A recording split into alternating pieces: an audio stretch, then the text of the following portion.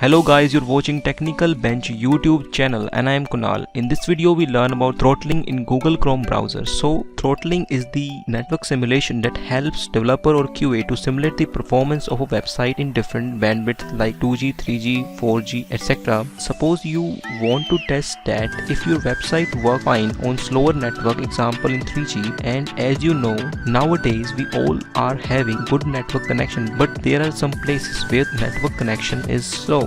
So to simulate that your website works fine on slower network, we can use Chrome throttling features. So we open the Google Chrome browser and go to the inspect element and click on this network tab, and you can see here the no throttling, and we click on this drop down. You can see we can select the fast 3G, or we can select the slow 3G, or we can also select the offline, or we can add a custom speed, for example like slow network, and also define the speed here, and like we can add it like this. Okay, and we can also select the no throttling if we do not want any throttling. So this is very useful feature for testing purposes.